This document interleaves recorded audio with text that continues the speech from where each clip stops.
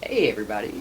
So today I wanted to talk about emotional triggers because that's one of the things I've mentioned this week in some of the videos. Astrologically, for a while now, we've had a lot going on with Chiron, the wounded healer, but right now with different aspects that are going on, a lot of things are going to be coming to the surface, and I think we're going to find there's some Mars activity, God of War, that we're going to be triggered.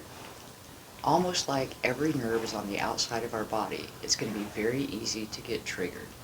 And a big part of emotional awareness is emotional triggers. So what are they? Where do they come from? What the hell do we do about them? An emotional trigger is when a situation pokes an old wound. It's like somebody picked the scab off and just dug their finger in it. However, it's not the same thing that wounded you. So let's say that you're in a relationship with someone, and it could be a friend, partner, any relationship where someone would tear you down. Like,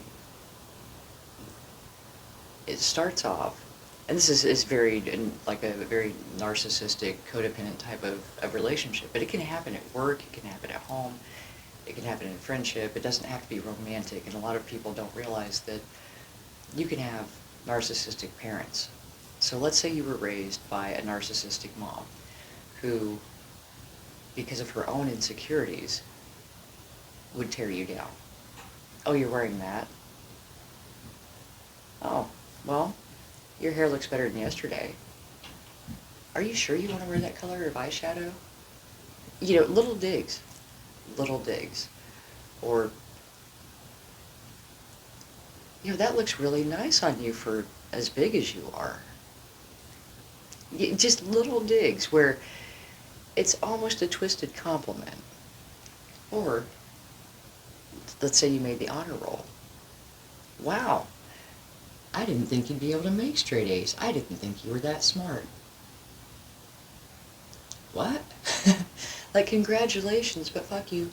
Uh, that's kind of the like, gaslighting, narcissistic type of behavior that is typical in those situations. That's maybe not the best example, but there's a lot of information out there about gaslighting, codependency. I've got older videos on the channel that touch on those topics a lot more in depth.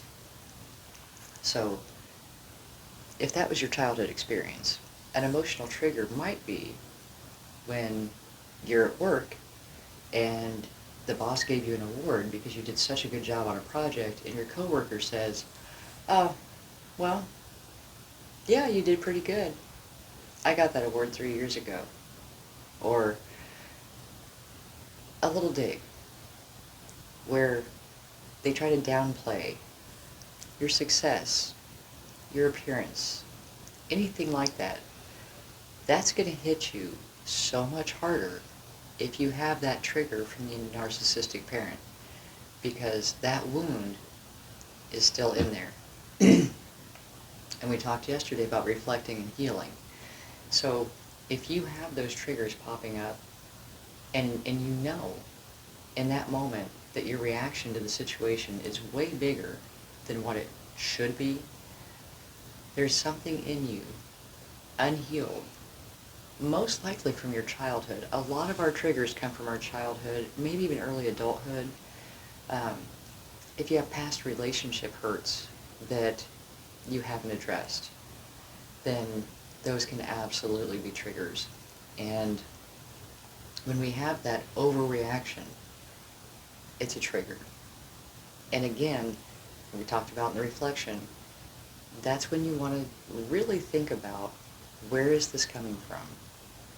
And when we also talked about responding and not reacting, because even though that person is being an asshole, unleashing all of your childhood fury on them is probably inappropriate, A, and B, you don't want to give them that kind of energy. Recognize that, okay, you've got issues, or you wouldn't be trying to tear me down.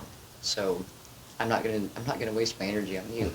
However, you have helped me identify an emotional trigger, and I'm gonna go work on that. That is prior. That is the priority. And excuse me, I still got some stuff going on here. If you're new to the channel, I we had toxic mold in a previous home, and I'm undergoing treatment, and I'm a little messed up this week, so bear with me. Anyway, when those triggers pop up, and it's just it's our emotional body again trying to tell us there's something in you that's not resolved. And those things are like cancers, emotional cancers, because until we resolve that, it's still there. It's a trigger. It's out there. It's going to affect us. It's going to affect how we respond to other people, our perspective of situations, because everything related to that trigger, is going to color our responses in those situations. We're going to take a hit way harder because we still have that unresolved trigger. So when we go down, and we talked about this the other day, start looking for the source. Because the first thing is going to be, man, they're an asshole. Okay, that's very surface level. There's something in you that's causing that response. Yes, they may be an asshole, but when it comes up with that kind of force, it's not just that situation. It's something inside you that is yet to be healed, that is asking for your attention. And I used to refer to it as a sludge box, where when we stuff emotions and we don't address them, it just starts to it's like that leftover stuff that you put in the fridge and it got shoved all the way to the back and you found it 3 months later. It's like that. You just throw the whole container away because you don't even want to open it. Well, if left unaddressed, it will grow so much garbage on it that it starts to seep out and affects your mental health, your physical health. It's obviously already affecting your emotional health. And sometimes the triggers really are our friends. It doesn't feel like it at the moment because we want to choke out that jerk at work that said that. But it's so much deeper than that. The jerk at work who said that is reminding you that you never really dealt with the fact that your mom used to tear you down because she's insecure. And in your mind, you just didn't really understand why she tore you down, but it hurt. It hurt because that was someone that was supposed to love you. And you as a child would not understand the dynamics of why that was happening, and would most likely have internalized it that there was something wrong with you. And now, as you go through life, that's always there with you. It's always there with you, and it's always tender. So when someone says something that hits that trigger, it all floods back. All of it. Everything in the sludge box just dumps out all over the place because it's been sitting there, growing, seeping out. Boom. Right there. It doesn't have to. Because now as an adult, you can look back on the situation and realize that, you know what? That was an unhealthy dynamic. Why would a mom do that to their kid? And you dig a little deeper and you find out that, wow, narcissistic mothers tend to especially treat their daughters poorly out of jealousy and insecurity, especially with a father figure in the home, because the mother needs all the attention she can get. If the father is giving attention to the daughter, the mother takes that as an insult and then is resentful of her daughter for getting her attention and tears the daughter down. Tears the daughter down. Is that your fault? Absolutely not. Your mom had some issues she needed to work on. However, you've let that beat you up your entire life because you didn't understand.